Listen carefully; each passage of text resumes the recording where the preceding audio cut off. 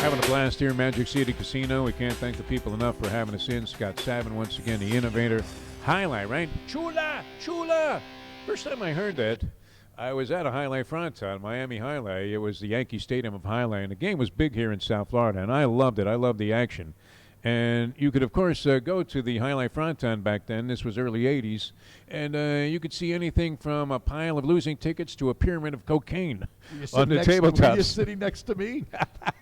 I'm sure that was my pile. I think I was sitting next to El Chapo, and he was betting the 6, which was Joey Kornblit at the time. But very, very exciting game. And one of the great things about it is it's very typical because having covered sports here in South Florida for so long, it so typifies a South Florida fan where one round is going and you're rooting for one team, and then in the next round you have to root for them to lose.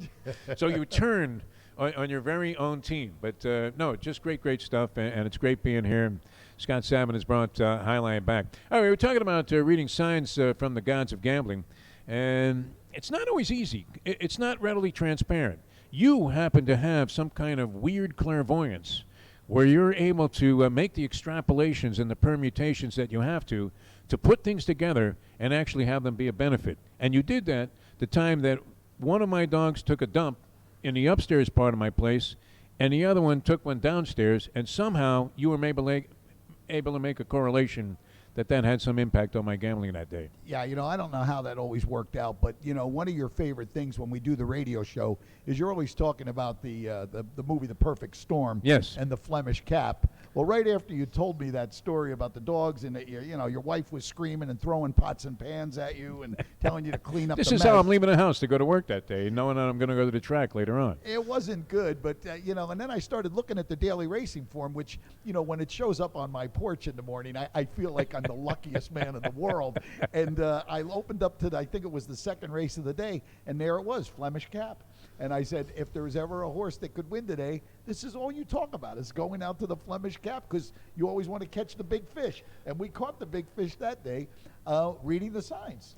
That was pretty funny, and I don't know how you put that together, but sure enough, I show up at the track later on, and we see that Flemish Cap was a winner, and it should have been like 30-1, and he paid like 620.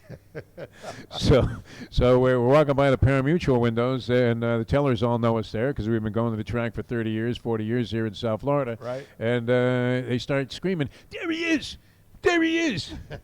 I'm like, what did I do? I mean, did I lose a voucher or something?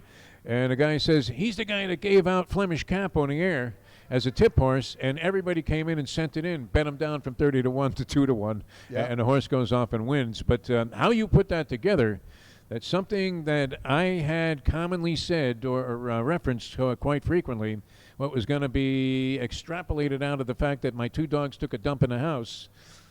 That is clever reading of the signs from the gods of gambling. Well, I'll tell you what, and then last Saturday was proof that, you really got to watch. This was a great one, yeah. You really got to watch the guys around you. Now, there's one guy there, Lee, who is one of the guys that'll look to save $1 or $3 when he does a wheel. And for you guys out there that play the horses, you wheel the horses, you take everybody in the field. The last thing you want to do is leave a horse out of the wheel, because that is the one horse that will come up. And a great gambler once told me, the one thing you don't want to do is the thing that's going to get you the angriest if it happens. So this guy leaves 3 horses out of his wheel. So, of course, I run to the window as fast as I can. I put a $1 wheel just to cover it on each one of those horses to win the race with every other horse behind it, which was a 3-horse wheel, basically. And, of course, the 35-1 shot whistles and wins the race by 5 lengths. I cash for $800 in the exacta, and he's sitting there crying in his beer. So, I mean, you got to read the signs.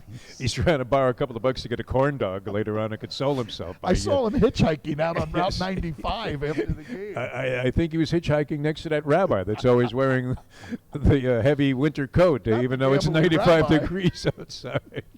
Always a lot of fun. So, I mean, that gets back to one of your favorite theories, which is know your mush. And in this case, Lee was certainly all of that.